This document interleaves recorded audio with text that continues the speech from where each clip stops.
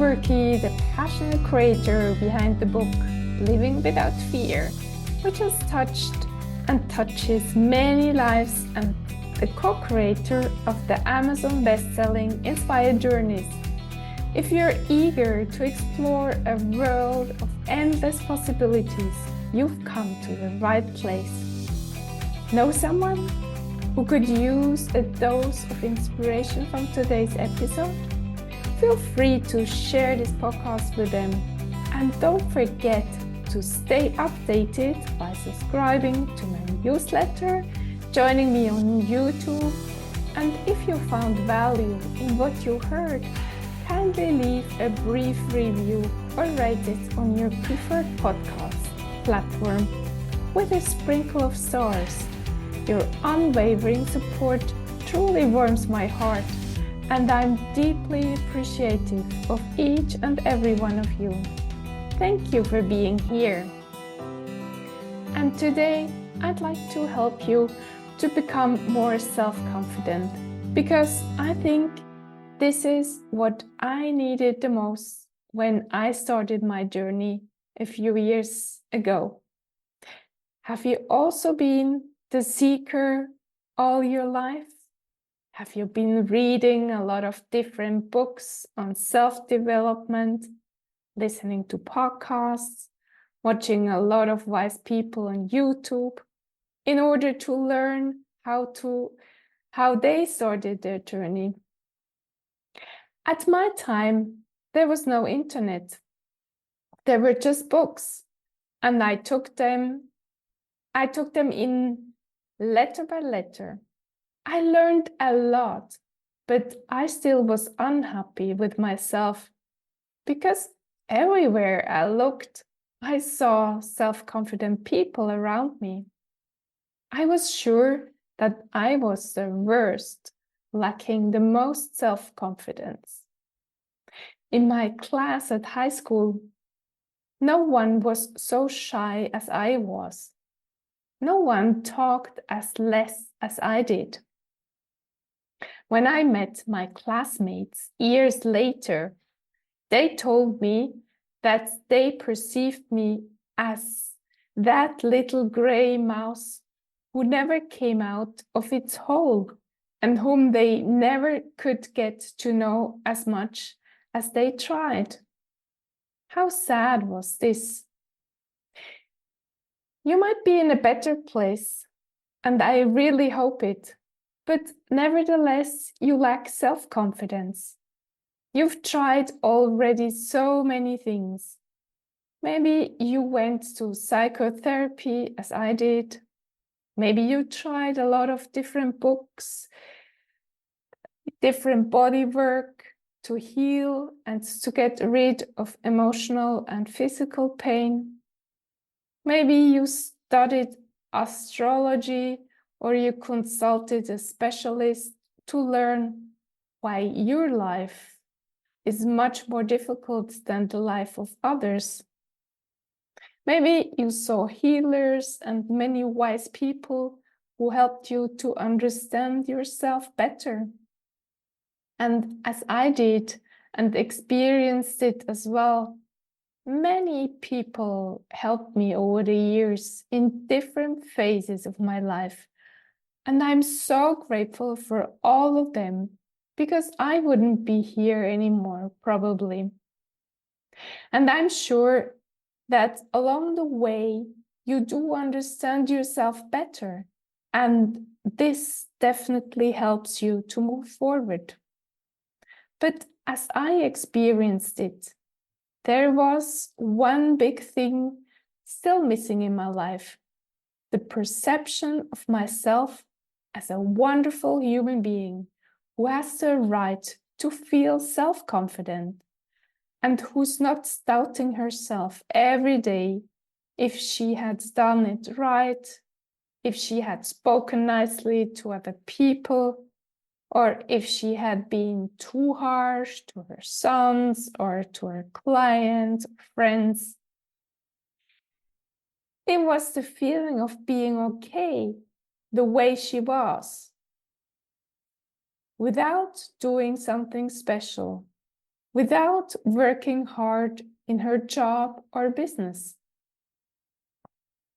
Maybe you also know an elderly woman or man who is just happy the way they are, or you are fascinated by a person who is so peaceful and calm and radiates so much joy and positivity. And you love watching this person for hours, talking or just being silent and grasping their self-love. So, what do you need to do to get there as well? Start listening very carefully how you treat yourself. How do you talk to yourself? Is there an internal critic who is constantly talking to you and not giving you a rest? Or do you hear your parents' or teacher's voice putting you down? I've had a very strong critical voice in my head, and I could rarely make it stop. In my 20s and 30s, I used sex to get rid of it.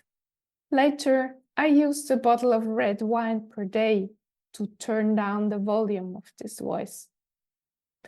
But a few years back, when I started working with a personal coach, I started listening to this critical voice in my head, and every time it popped up, I stopped and told myself, this is not true, what this voice is saying. I'm more than good enough. And honestly, I was really tired after one day working with myself this way, because I realized that this critic was there. It never slept. It talked and talked and talked. I could be in a positive state, happy with something I did, but in the next moment, this critic was there again, putting self-doubts in my brain. And I let it happen in the past. But then I started paying more and more attention to this critic daily, hourly, and every time this critic said something, I corrected it. I replaced this negative voice by something positive, constantly. I agree, it is work. It is hard work, but it is worth it, believe me. When you grew up with parents who also had those strong inner critics, you didn't get enough self-confidence and self-love. But it's never, never, ever too late to change the way you talk to yourself. You can start today, right now, and you will make progress day by day, and you will get better and better with yourself. It doesn't mean that the inner critic will disappear forever. No, but you will learn to handle this voice as I did, and it will pop up rather rarely, maybe in situations where you're feeling more challenged than usual. For example, today, I was doubting if I had the right to talk about self-confidence, if I had gained enough self-confidence in the past years to give advice. But then I told myself, I've been suffering so much for many decades. I have tried so many methods and consulted so many therapists and healers and wise people to get rid of my pain in order to have a good life, to feel happy and peaceful. So that I need to talk more about this topic, because you might be in the same situation as I was a few years back, desperate and not knowing what else to try to get more self-confident. And as I could stop my critical voice in my head, I freed myself to speak up and to talk to you today, to give you the tool how to handle your negative voices. So let's repeat. First step, become aware how you or your inner voice or your critic are talking to you. Second step, correct them instantly. Replace the negative by positive thinking. Replace I'm not good enough by I'm more than enough, I'm amazing. And third step, do this constantly. Be as aware as ever possible so that you prevent yourself from getting trapped in this negative thought spiral and from feeling totally lost. And please believe me, it works when you keep on doing it. When you forget about it, you end up frustrated or in a negative state after a while, and you might blame the world and people around you, but this doesn't help you internally. So from the bottom of my heart, I hope this episode helps you to find the self-confidence you've been looking and longing for such a long time. If you want to get coached on this topic, book a call with me. Use the coupon code TRANSFORMMENOW to get a free discovery call. I also love to hear what you've learned. Please share your thoughts on Instagram or YouTube. Thank you, dear listener, for spending your precious time with me and being open to change. And I cannot repeat it enough.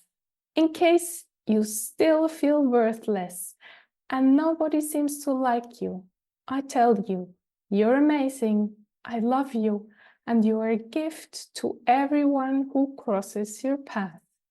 And please remember these sentences over and over again. Have an amazing day and talk to you next week.